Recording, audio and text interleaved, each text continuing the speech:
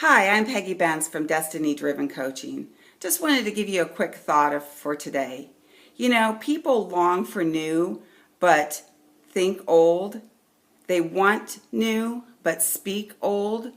So my encouragement to you is that as this new chapter opens up for you, if you're seeking to find your purpose and your destiny, that you don't drag your past into your present, that when that chapter is closed, you move forward in thinking forward instead of present past. What we say, how we think affects everything around us and affects all those people around us. So I would encourage you today to think about what you're thinking about. What's going through your head?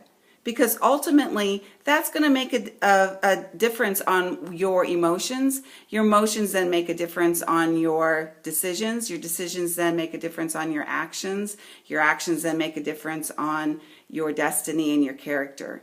So think about that. Think about what you're meditating on in your own mind. You can make the change. It's easy. You can make the change. And then watch what's coming out of your mouth. Watch what you're speaking. Are you speaking words of life to those around you, or are you speaking words of death? Are you being an encouragement to people, or are you being somewhat of a cankerous cancer to them by the words coming out of your mouth?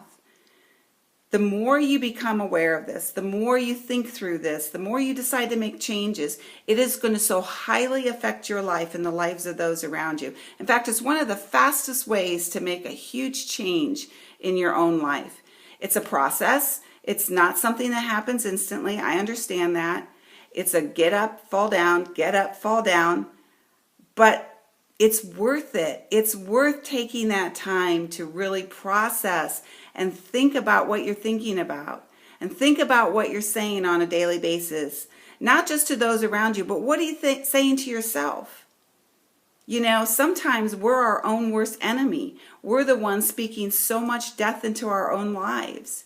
So take this time and make a commitment that for the next 5 days, which is my challenge to you, that for the next 5 days, you're going to be very conscious about what you're thinking as you're driving in the car. Where do you let your mind slip down to? Because that's all a form of meditation. Negative thinking, worry, that's all a form of meditation. It's just a negative meditation. So I would encourage you to turn that around, take those times and flip it to the opposite. When you're thinking something negative, when you have anxiety or worry or anger or frustration, what's the opposite of that look like? What would that look like if you were telling somebody this is the opposite of what's going on in your life? And then start really thinking about that. How does that play out in your life? What should that look like in your life? What would you speak to that in your life? And you're going to see that slowly but surely that becomes your new habits because you're replacing your old habits.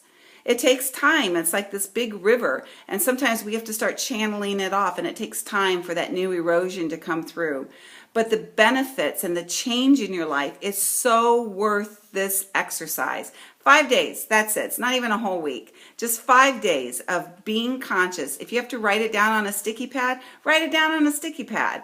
Because you're going to see there are certain thoughts and certain things that you say that come up almost every day, and it's affecting your life in a negative way. You need to move forward into your purpose and your plan. You need to move forward into your destiny because that's what your Creator has created for you.